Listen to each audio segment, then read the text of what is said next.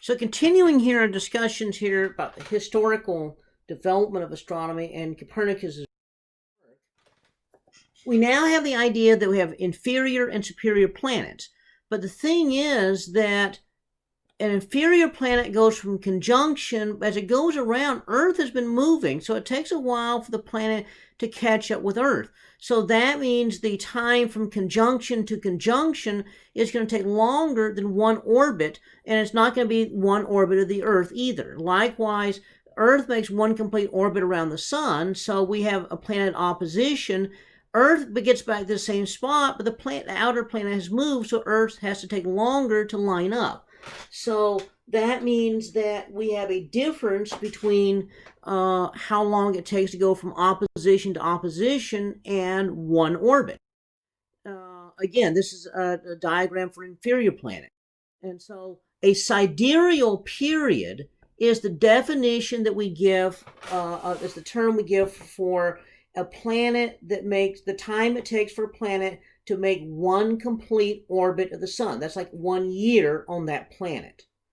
A synodic period, however, is how long it takes for the sun, planet, and Earth to get back the same way. So that'd be from opposition to opposition, or conjunction to conjunction, or quadrature to quadrature. So that would be a synodic period. So that would be the Earth, Sun, Planet alignment.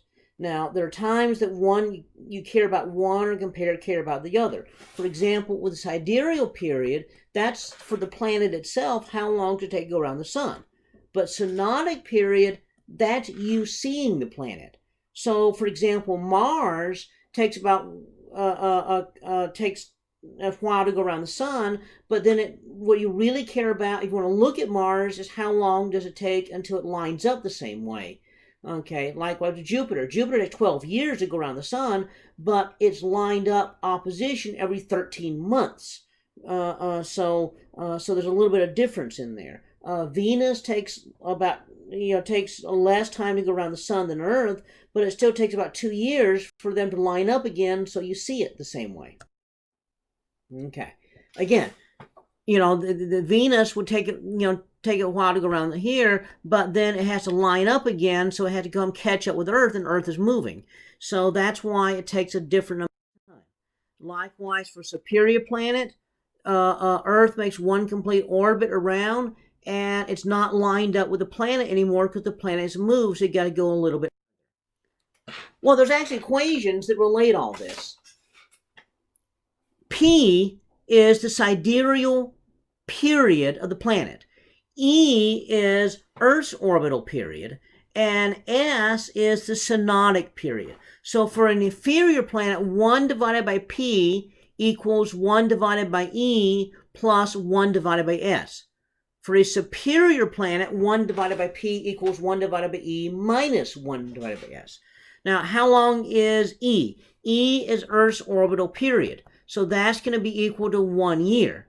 E is also equal to 365.26 days.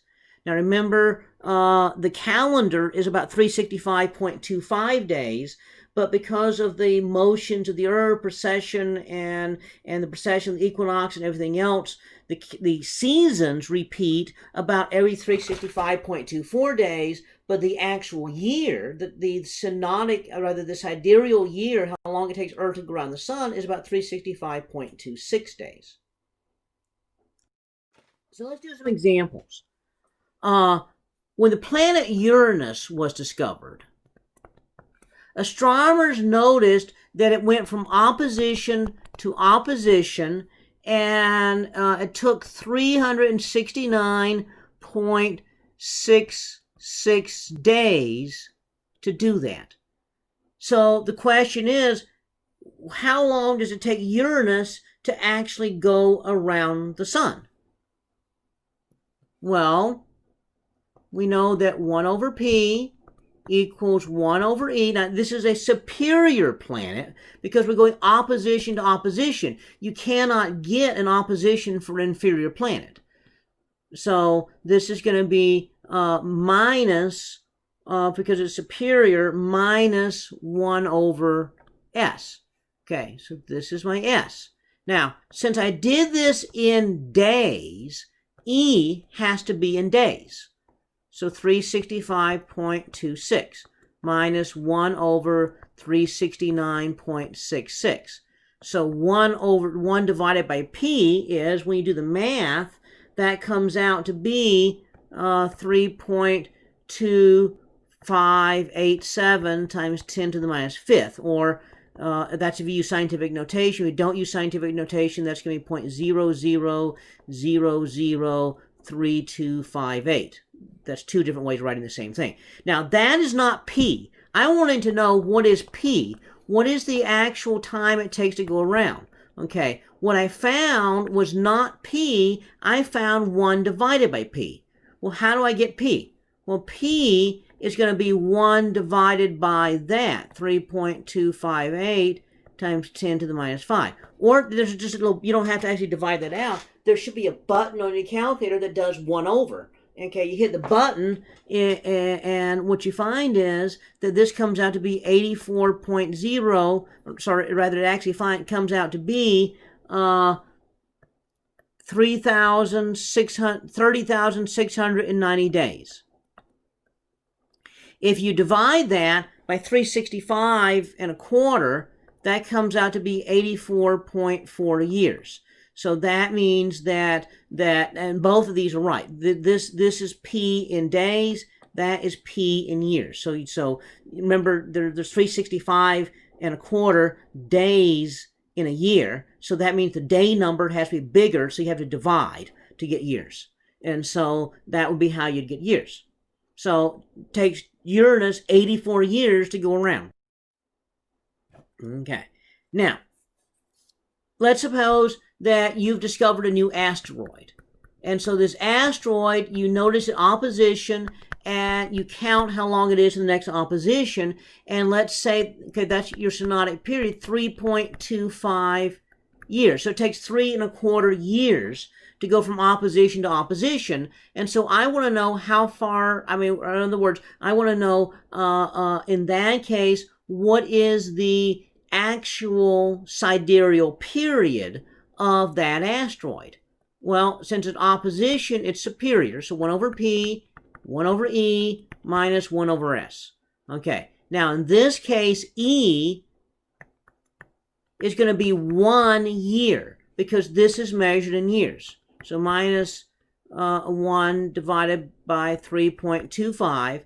If you do the math, that comes out to be 0.692. But that's P, that's not P, that's 1 over P. So to get P, I have to do 1 over that. Okay, and so that comes out to be 1.44 years. Okay, if I wanted that in days, I would multiply by 365 and a quarter. Okay, now let's suppose you find another weird asteroid that is between us and the sun. So that means it's inferior. There are a few that actually orbit closer to the sun than Earth. So this inferior asteroid goes from conjunction to conjunction, and it does that. That's the synodic period, 1.65 years. So I want to know how long does it actually take to orbit. So 1 over P is 1 over E plus 1 over S, because it's inferior.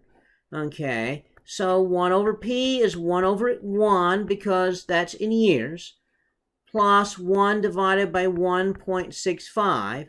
So 1 over P comes out to be 1.606, but I don't want that, I want P. So that's going to be 1 divided by 1.606, and so that comes out to be 0.623 years. I would multiply by 365.25 if I wanted to convert that into days. So now we have some examples of doing these calculations. So why is all this significant? Well, there's several reasons this is significant. One is that if we measure the observable events, opposition to opposition or conjunction to junction, then what we can do is we can use that easily observed thing to calculate the actual time it takes to go around the sun. So that means that we can observe the observable synodic period and calculate the sidereal period. Well, the next thing we're going to learn soon is that if you can figure out how long it takes to go around the sun, you can figure out how far it is from the sun. And from that, we can find the relative spacing of the planets.